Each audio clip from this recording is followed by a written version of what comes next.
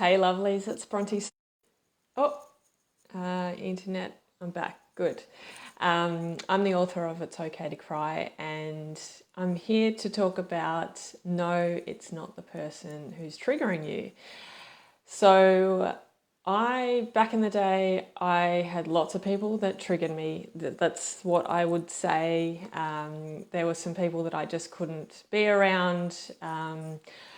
Couldn't be myself. I found it even hard walking through the supermarket or the shopping centre in case I saw someone. It was very hard to be in social situations because I felt uncomfortable. And I had particular people in my life who I felt like they were triggering me. It was like they were going out of their way to trigger me.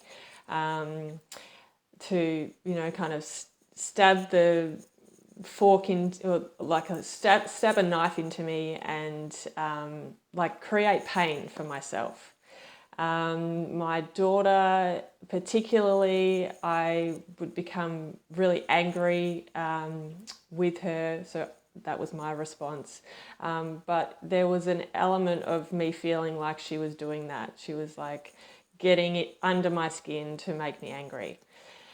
Then once I came across the Killer Bee inquiries and this body-based or embodied-based approach to improving mental health and really going inward, I started to realise that the trigger was actually happening within me. It was like the thoughts and feelings that were coming up as a result of that person doing that thing or saying that thing or being that certain way was actually in me. So this discomfort with this person wasn't actually in that person, it was actually within me. At the time, so before I started practicing KI, I was dissociated from my feelings. I was stuck in my head. I had depression for 22 years. I had no capacity or understanding ability to be able to feel my feelings. I had this extraordinary, overwhelming sense of like pain from my past that I didn't know what to do with, didn't know how to access it. I was scared of it. If I went there, I thought it would overwhelm me and kill me. So coming to learn how to be with myself, how to process the triggers within me, that actually empowered me and I learned how to feel safe with myself. So then I felt safe with the other people around me. So you might have someone in your life who you feel like they're triggering you. What I want you to know about that person is that they have thoughts and feelings. Every single person in our lives has thoughts and feelings, and everyone has a negative bias or a negative sense of self. So while it might look like that person is confident, doesn't have any sense of deficiency or lack or negative self-beliefs about themselves, it's not true. Every single person in your life has a negative bias, like it's built into our reptilian brain to help us survive. So everyone has negative thoughts. Everyone has negative thoughts about themselves. Everyone has challenging and intense feelings. And more often than not, we don't really know what to do with them. We're not taught how to process our feelings and thoughts. We're encouraged to think positively, which doesn't actually work when our nervous system is stuck in a protective state. So this is another thing I want to share with you, that every single person is either protecting themselves or they're connecting with themselves and the world around them. So we're either in a protective state or a connective state. And our nervous system responds either way, depending on whether there's a threat in our environment or not. So that person that you're triggered by, which we commonly say, is a threat. So that person who's triggering you is a perceived threat. We have something called neuroception, where we have these neuroceptors on our body that is scanning the environment to check if there are any threats in our environment to ensure that we're safe. So that person that you have in your life who is triggering you is a potential threat.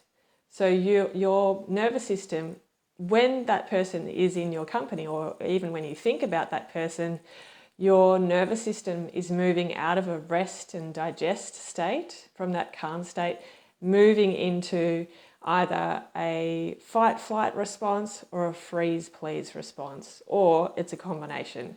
But either of those are the protective state. So you're moving, your body and your mind have moved into a protective state.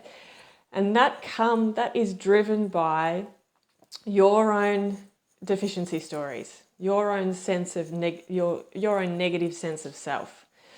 Now, those negative beliefs, or that negative sense of self, was built in the first 7 years of your life.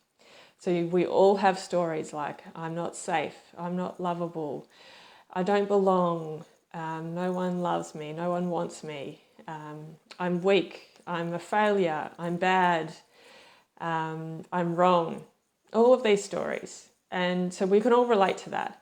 But the other person who's in your life, they have those stories as well. They may not say that to you, they might be protecting that part of you, but every single person, as I said before, has a negative sense of self. Everyone has those stories. So you can't change that person, but you can change you. So like that, and that person, you don't have to have that person in your life, but maybe it's not so easy to just say, okay, I'm going to shut you out. But what you can do is you can process the triggers that you're having, so you don't have that trigger within you when you see that person, or it's not so intense. So we can't change that other person, but we can change how we respond. And I think a lot of the time we feel like, well, we don't want to change for that person should change because they've inflicted so much pain on me that's not fair. Like, that's not fair that I have to change when they're the problem. We see that person as the problem. But really what's happening is, and that's like the fight response, right? Like, we are fighting that person. It's like that other person is the enemy. So the two nervous systems, your nervous system and that person's nervous system, is fighting. So you're both in that protective state. Or perhaps you're retreating and you're in that freeze-please response. You've like abandoned your own power. You've lost your own power. Perhaps you don't speak. Or perhaps it's the flight response where you just like want to get away from the person and you avoid the person. So that's how that protective state can manifest. But what we do in Beyond Belief, and what I learned to do myself, and then this is why I created my program, my 6 months online learning journey, healing journey, Beyond Belief, to learn how to process your own triggers. What happens is that you feel much more comfortable, much more at peace with that person. And what happens is your nervous system then unravels out of that protective state and moves into that connective state. And then you're not so much of a threat for that other person, and they start to co-regulate with your connective state. So we can co-dysregulate with each other. So when your nervous system is dysregulated, that's when you're in that protective state. But when you're regulated, you are in that calm state. You're in that rest, digest state. So we can, when we have someone in our lives who we think, oh, they're just triggering the hell out of me, or they're always triggering me, we're co-dysregulating with them. But when you actually know how to process your own triggers, you start to regulate your own nervous system, and then you start to feel safer in your environment with the people around you. You know how to you know how to self-regulate when you're around someone like this. And then what happens to them is that because you're feeling safe and you're in a connective state, then the person that person who's been triggering you, they start to feel safer because you feel safe. So you start to co-regulate. So don't be surprised if you come into Beyond Belief, you learn how to process your own triggers, you learn how to not be so reactive around this person, you learn how to be yourself and without, either retreating or like you just can't be around them or you get really angry around them. If you process all those triggers and learn how to be less reactive, what you probably will find is that they will start to soften and relax, and they won't be out to get you because there is no fight. You're then not the enemy. So does that make sense? When you process your own stuff, you actually find your own power. You learn how to find your own power. It may seem a little bit counterproductive. It might be or counterintuitive because it's but I've got to make them wrong. But actually, essentially, what's happened within them is that they are being activated or triggered within them, which is pushing on those buttons of I'm not safe, I'm not lovable, I don't belong, no one loves me, I'm bad, I'm wrong. So when you are around them, you are their best teacher because you are helping them to realize and have come to the surface all of those thoughts and feelings that need processing. And then vice versa. So the person that is triggering you is actually your best teacher. This is a great way to approach it. That they are your best teacher because they are pushing up to the surface all of the stories that you are not. We want to get behind these thoughts and feelings and welcome them. And this is what you learn to do in Beyond Belief. So you learn how to process your triggers, and so you feel safer, you feel like yourself, you're not so reactive around that person. So no, they are not triggering you. They are being themselves in their own sense of deficiency. They are behaving in a certain way that's driven from their own sense of deficiency. And then however they're behaving, yes, it's been activating your own sense of deficiency, though it's been pushing on all of your buttons of I'm not lovable, I don't fit in, I'm a failure, I'm weak.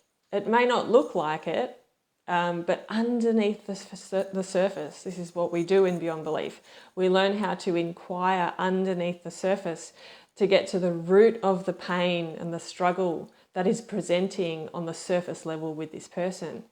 Once you know how to get to the root of the pain using something like the boomerang technique, then you can use some mining to process all of those times you felt unloved, unlovable, unwanted, like a failure, like you were wrong or bad.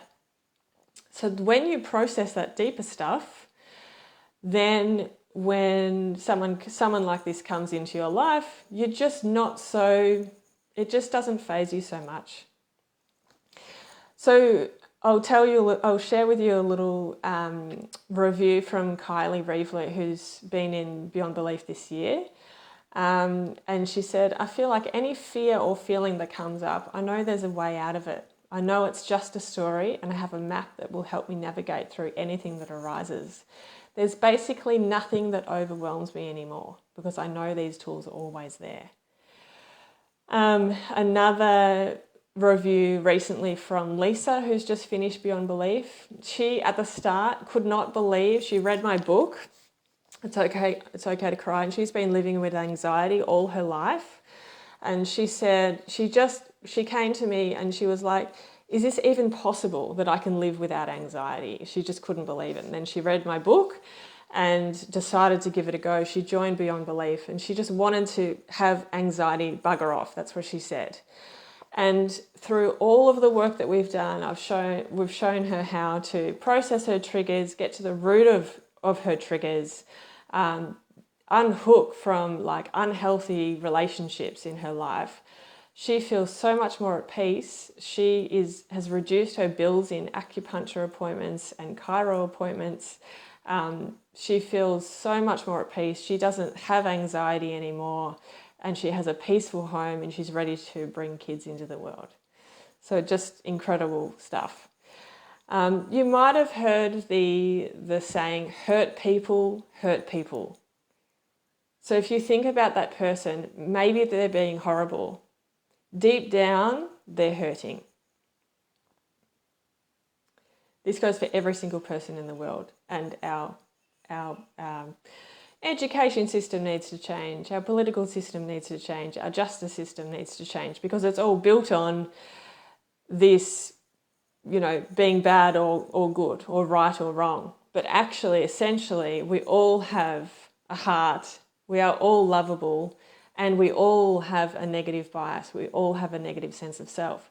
So and that's not to condone any unhealthy behaviour. Of course, we've got to have boundaries. This is also part of the work that we do in Beyond Belief, to learn how to speak up and have your own needs met, and have relationships where you can actually say how you feel, and make sure that there's boundaries in place that are safe for you. But yeah, that's just another thing to remember about that other person. It can help us forgive that other person, and have a sense of compassion for them as much as you. So, but it's really just about when you come and do the work, then you won't be triggered by the people. So I invite you to PM me and book a clarity call, and because this program that I run, Beyond Belief, does exactly that. So people come in, they're triggered left, right and centre from lots of people or particular people in their life, and they're learning how to do this work. I show you how to process your triggers, get to the bottom of your triggers, process all of the bad memories, the negative stories and beliefs, the big feelings that you have, and we do it in the most safe and gentle way.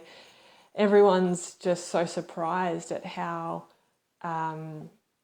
gentle it is. It's not painful, it's not scary.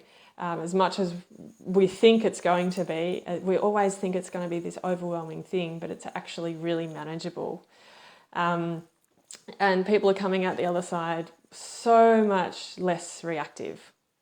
And their mental health has improved, their relationships with themselves and with others have improved. So if you want to change the triggers, if you don't want to be triggered by that one person in your life, then I invite you to book a clarity call with me. Just PM me below, or I can put the link in the comments, and we can have a chat about Beyond Belief and everything that you can get out of it. For those of you who have my book, I have a chapter called Triggers and Trauma. So it speaks about what I've just shared. So if you have it, then you might like to reread chapter 3 on triggers. And if you don't have it, you'll find a copy at brontespicer.com/book/.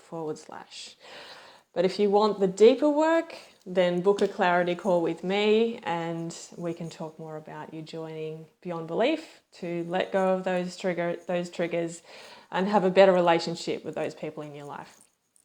I hope that was helpful. Let me know in the comments. Let me know if you have any further questions. I'm happy to jump on another live video if anything's not quite clear enough. And I'd love to have a clarity call with you to discuss Beyond Belief. Take care. Bye.